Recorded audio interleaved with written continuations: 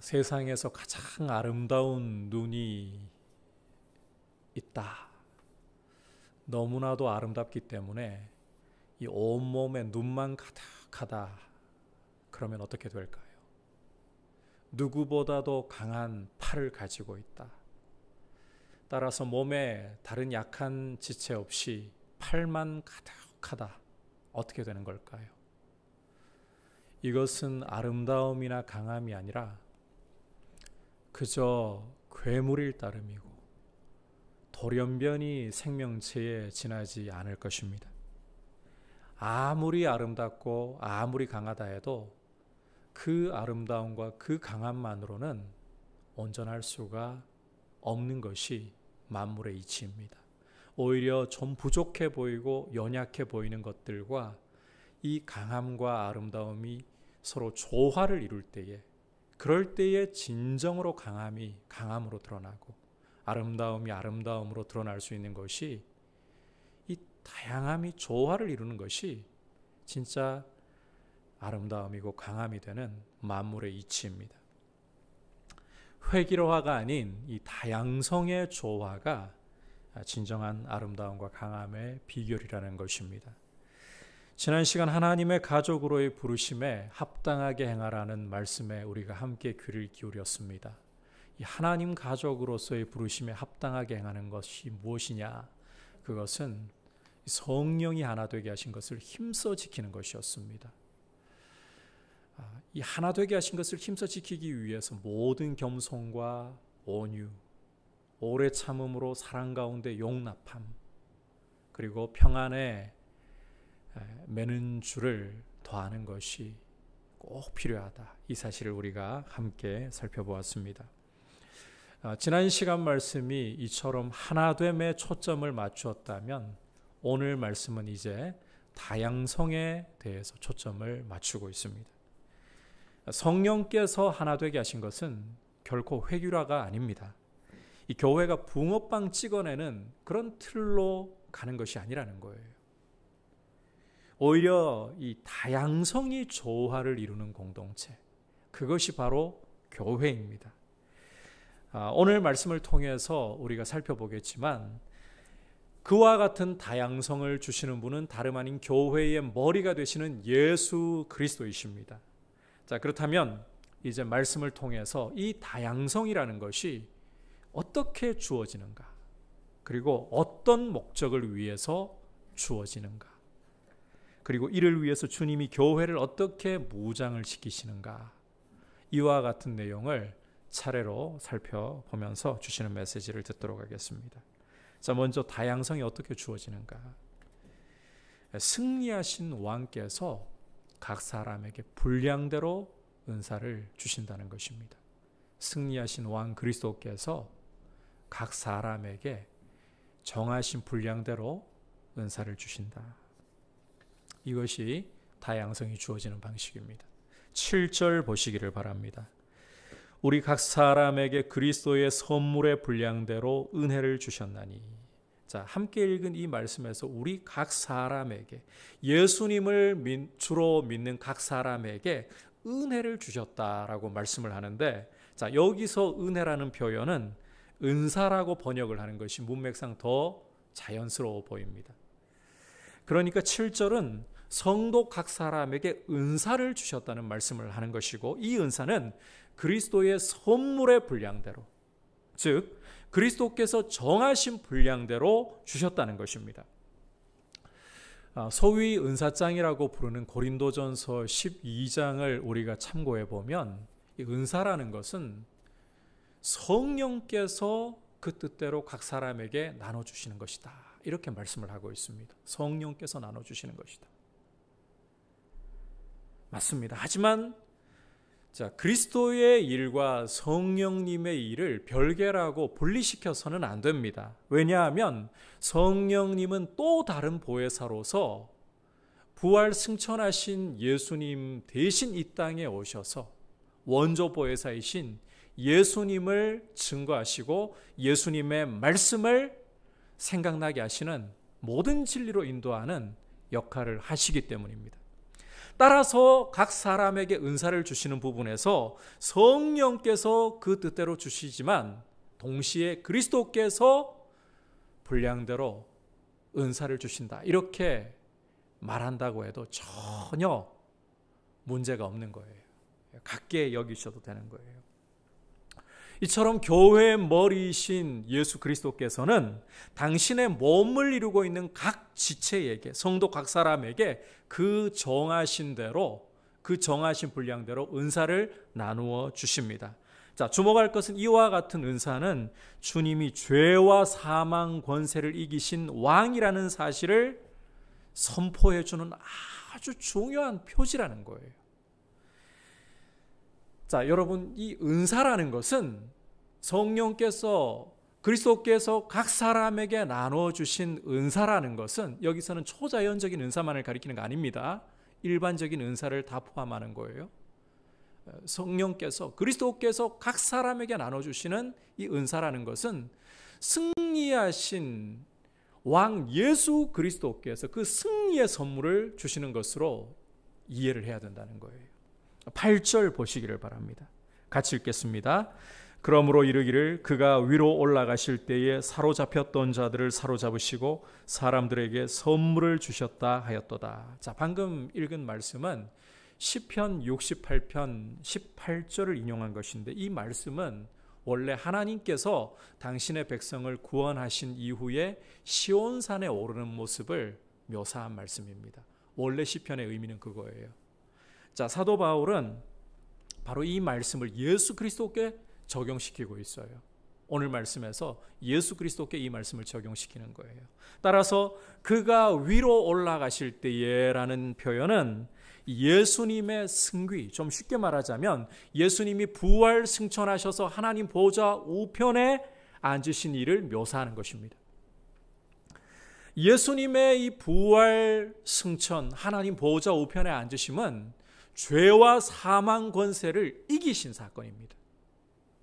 따라서 위로 올라가실 때에 사로잡혔던 자들을 사로잡으셨다. 이 말씀은 죄와 사망 권세를 이기신 주님을 승리하여서 포로를 사로잡아 개선하는 왕의 이미지로 묘사하는 말씀이에요. 그것이 바로 우리 주님의 부활과 승천과 보좌 우편에 앉으심이 의미하는 것입니다. 자, 이처럼 죄와 사망 권세를 포로로 잡으시고 승리하신 주님은 이제 당신의 백성들에게 승리의 선물을, 기쁨의 선물을 나눠주시는 겁니다. 각 사람에게 나눠주시는 겁니다. 각 사람에게 분량을 따라서 나눠주시는 것입니다. 그것이 바로 은사라는 거예요. 자, 계속해서 9절과 10절을 보시면, 자, 이와 같은 승리와 영광을 얻으신 주님은 땅 아래 낮은 곳으로 내리셨다라고 사도 바울이 말씀을 하잖아요. 우리말 번역만 본다면 이 부분을 예수님이 성육신 하셔가지고 십자가에 죽으시고 무덤에까지 장사된 것을 가리키는 말씀으로 해석하기가 쉬울 것 같습니다. 하지만 이 말씀은 해석이 그리 간단하거나 특정할 수 있는 부분이 아닙니다. 학자들에 따라서 이 두 가지 해석으로 나뉘고 있는데, 한 가지는 앞서 말씀드린 것처럼 예수님이 성육신 하셔서 십자가에 죽으시고 무덤에까지 장사되신 것, 또 한 가지는 부활 승천하셔서 보좌 우편에 앉으신 예수님이 성령으로 이 땅에 오셔서 당신의 백성들에게 은사를 나눠주시는 것, 이렇게 해석이 두 가지로 갈리고 있습니다. 어느 해석이 무조건적으로 맞다 이렇게 특정하기보다는 저는 개인적으로 어느 해석을 취하든지 문제가 없다고 생각합니다. 하지만 이 문맥의 흐름을 볼 때에는 후자, 하나님 보좌 우편에 앉으신 영광의 주님, 승리하신 주님이 성령으로 자기의 백성에게, 이 땅에 교회에게 오셔서 교회 각 사람에게 은사를 선물로, 승리의 선물로 나눠주시는 것, 이게 문맥상 훨씬 자연스러워 보입니다. 자, 정리를 한다면 주님이 이처럼 부활 승천하시고 하나님 보좌 우편에 앉으셔서 성령으로 당신의 백성에게 임하여 은사를 각 사람에게 나눠주셨다는 것입니다. 그리고 이 은사는 이제 승리하신 왕의 선물로서, 이 은사라는 것이 초자연적인 은사만이 아니라고 했었죠. 우리 각 사람에게 주어져 있는 은사라는 것이 이제는 우리가 이 말씀을 통해서 정말 승리하신 왕이 우리에게 주시는 기쁨의 선물, 승리의 선물로서 주어졌다. 이런 시각을 우리가 은사에 대해서 가져야 한다는 것입니다. 자, 그런데 이제 다시 이 사실을 염두에 두고 7절로 돌아가서 보면 주님이 각 사람에게 나눠주시는 이 승리의 선물인 은사는 계속 강조하지만 다 똑같은 게 아니라는 점이에요. 주님이 각 사람에게 정하신 분량대로, 마태복음 25장을 보시면 달란트 비유에서 주인이 먼 길을 떠나면서 종들을 불러다가 각 사람 분량대로 달란트를, 한 사람에게는 5달란트, 한 사람에게는 2달란트, 한 사람에게는 1달란트를 나눠주시는 것처럼 그렇게 분량대로 나눠주신다는 것입니다. 오늘 이 말씀을 좀 삐딱하게 보기 시작하고 주님에 대한 불신이 올라오기 시작하면 우리는 이런 분량대로 나눠주심을 차별로 볼 수 있는 그런 소지도 생기게 됩니다. 마치 1달란트 받은 종이 삐딱하게 주인을 본 것처럼 그렇게 갈 수도 있다는 말이에요. 하지만 이것은 결코 차별이 아니라 다양하게 하시는 거예요. 다양하게. 앞서 교회는 성령께서 하나 되게 하신 공동체인데 이 하나됨이라는 것이 절대로 획일화가 아니라고 했잖아요. 획일화가 아닙니다.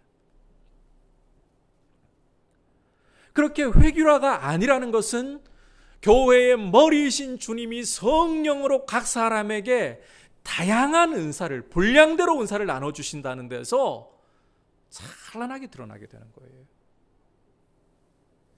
요는 죄와 사망 권세를 이기시고 부활 승천하신 하나님 보좌 우편에 앉으신 승리하신 예수 그리스도의 선물, 승리의 선물, 기쁨의 선물이 우리 각자에게 주어져 있는 은사이다.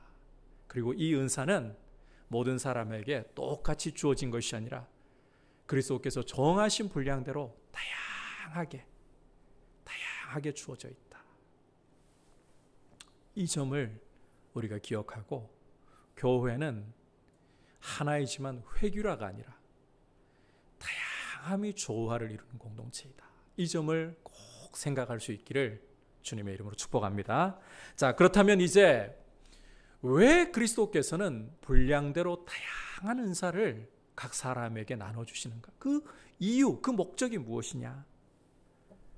자, 10절 끝부분을 보시면 만물을 충만하게 하려 하십니다. 만물을 충만하게 하시기 위해서 다양한 은사를 각 사람의 분량을 따라서 은사를 나눠주신다는 것입니다. 앞서 에베소서 1장을 우리가 함께 살펴보면서 성삼위 하나님이 이루신 영광스러운 구원의 중심에 교회가 위치하고 있다는 사실을 함께 보았습니다. 여러분, 성삼위 하나님이 이 영광스러운 구원을 이루실 때 그 구원의 중심에 교회를 두셨어요. 그만큼 교회가 중요해요. 다시 말해서 교회는 그리스도의 몸으로서 만물 안에서 만물을 충만하게 하시는 분의 충만이다 라는 것입니다. 자, 그렇다면 그리스도께서 이 만물을 충만하게 하실 때에 과연 누구를 통해서 그 충만함을 이루어 가시겠습니까?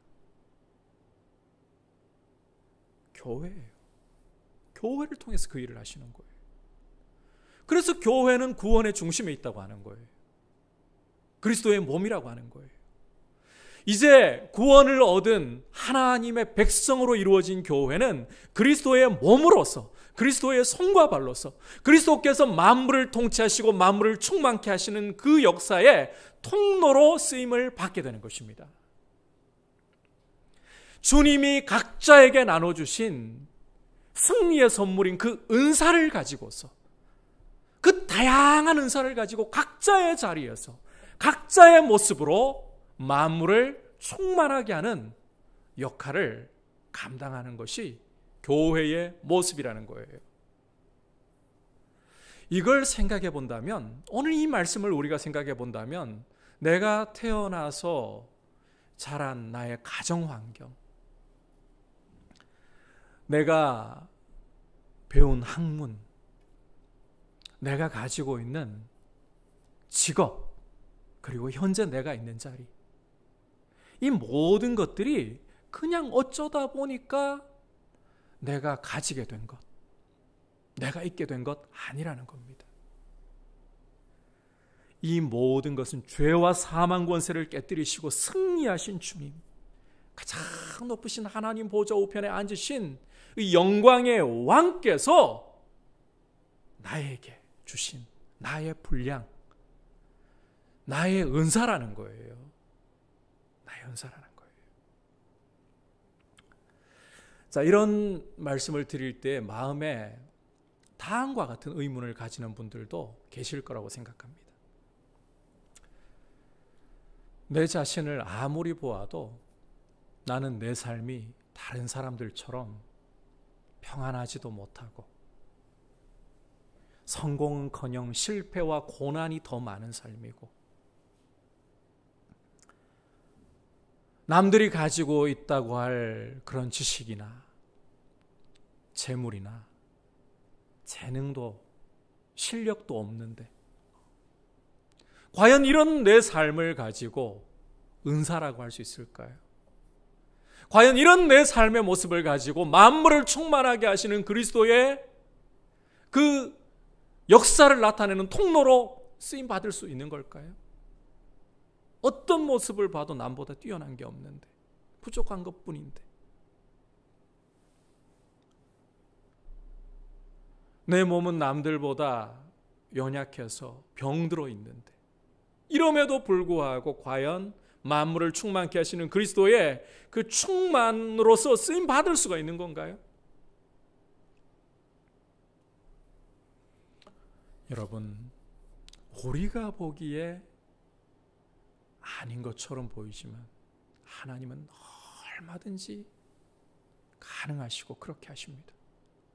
고린도후서 12장을 읽어보시면 사도 바울이 자신의 육체에 있는 가시 때문에 하나님 앞에 간절히 3번을 간구하는 모습을 읽을 수가 있습니다.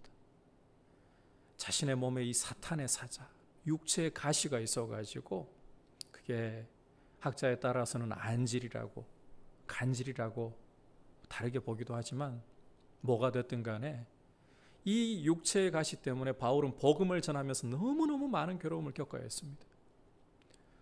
오죽 괴롭고 힘들었으면 바울이 3차례나, 이 3차례라는 게 문자 그대로 3번을 말하는 게 아니라 완전 수잖아요, 삶이. 하나님 앞에 간절하게 구했다는 거예요. 제발 이 가시를 거두어 주십시오. 자, 여러분, 복음 전하면서 너무너무 괴로워서 이것만, 이 가시만 좀 빠지면 복음을 전하는데도 훨씬 수월해지니까 하나님께 구한 겁니다. 개인의 욕심 구한 것도 아니에요. 그러면 하나님이 이 간구를 들어주셔야 가시를 뽑아서 없애주셔야 된다고 생각하지 않습니까? 그런데 하나님이 바울에게 주신 응답은 전혀 뜻밖의 말씀이었습니다. 내 은혜가 너에게 족하다.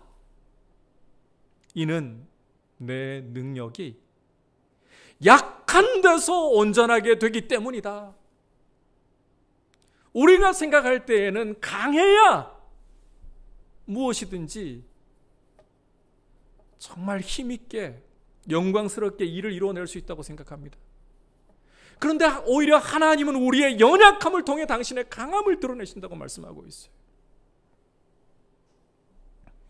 우리 눈에는 약함이나 결핍이 어떤 중요한 일을 할 때에 도움은커녕 방해가 안 되면 다행이라고 보는 것이 우리의 참 어리석고 연약한 시선입니다.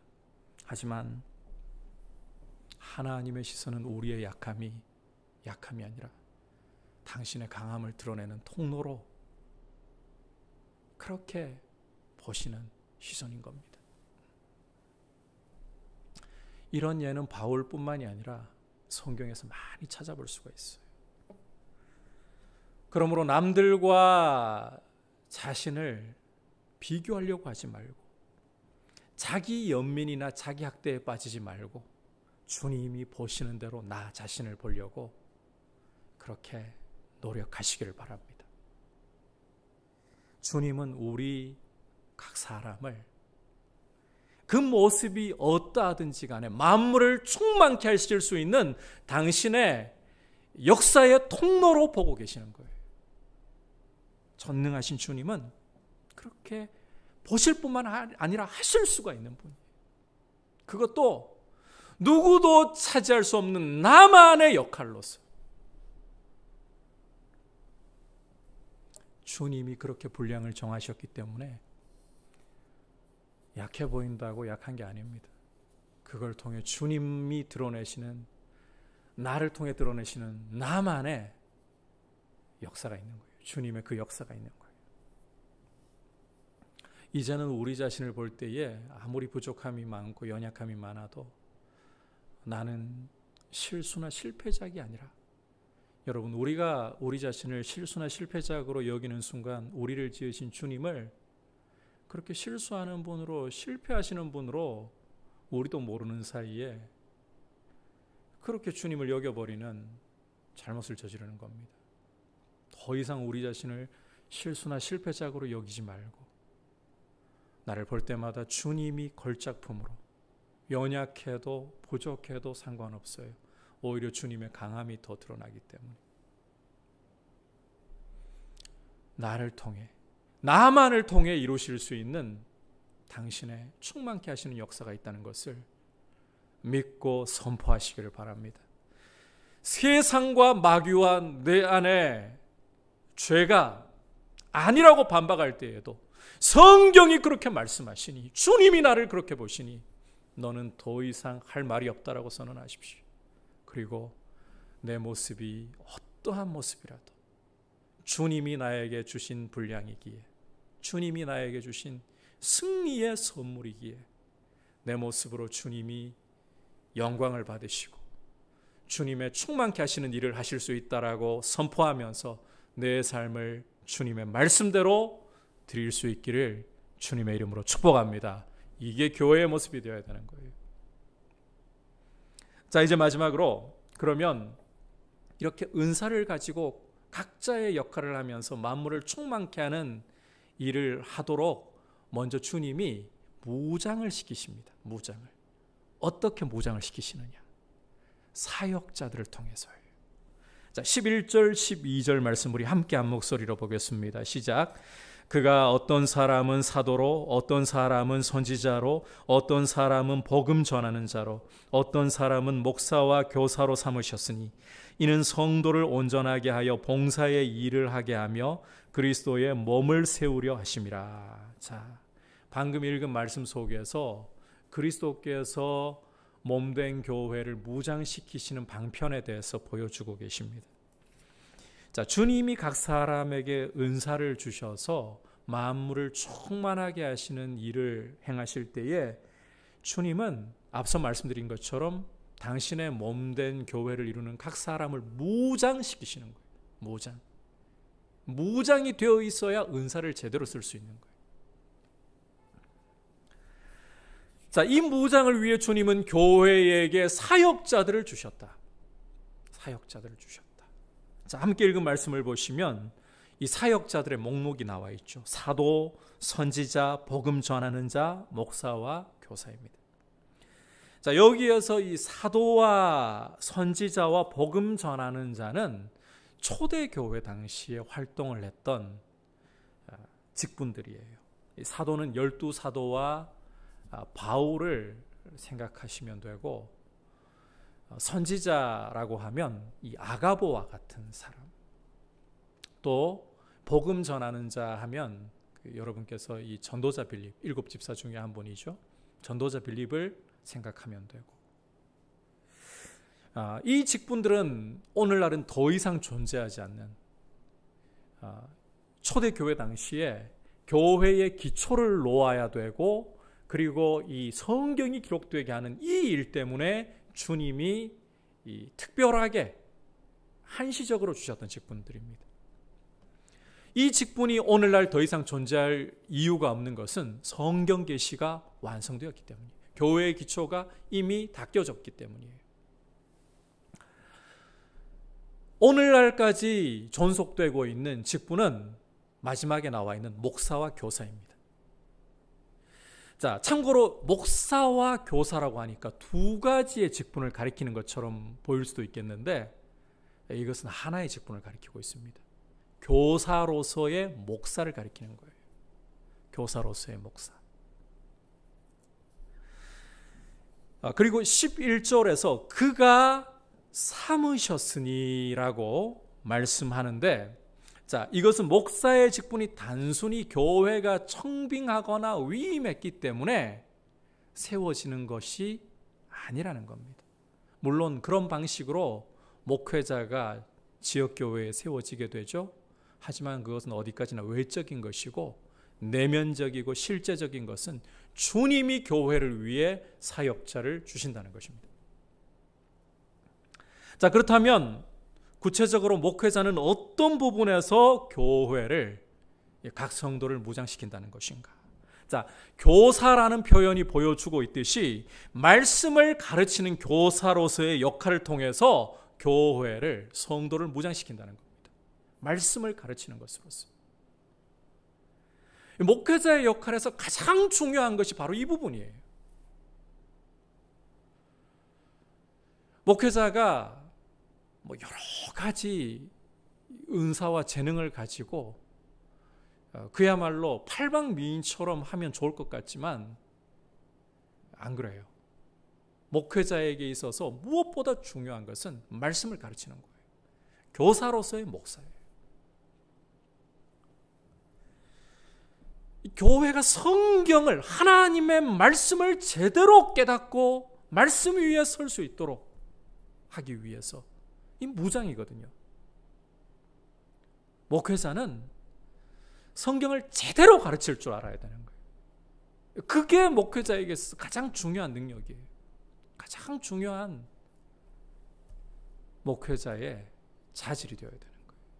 따라서 목회자는 이 말씀에 전무할 수 있도록 하기 위해서 정말 말씀 연구에 힘을 쏟아부을 줄 알아야 되고, 준비를 하는 부분에서 성실할 줄 아는, 책임을 가질 줄 아는 그런 태도를 갖고 있어야 된다는 겁니다.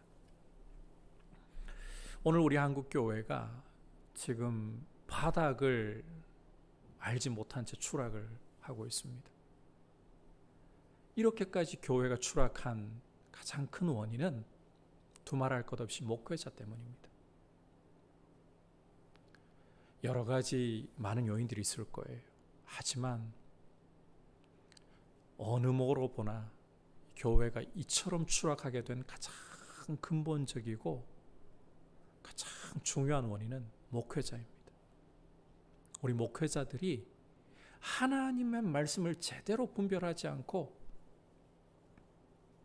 강단에서 정치와 이념과 잘못된 전통과 미신을 가지고서 성도들을 말씀이 아닌 어긋난 길로 이끌어버렸기 때문이에요.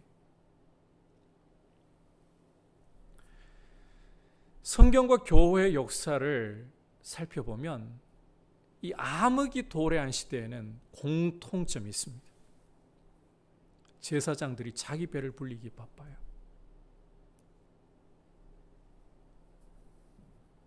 제사에는 관심이 없고 사람들이 가져오는 제물에서 자기 몫에만, 그래서 죄를 더 지어라.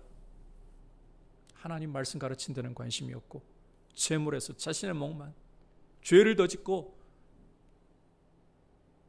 속죄제물 더 가져와라. 그래야 자기 몫을 더 받으니까.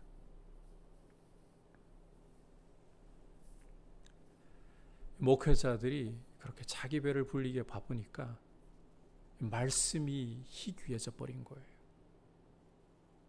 그럴 때 언제나 문제가 터지고 어둠이 드리워지고 하나님 심판이 임했습니다.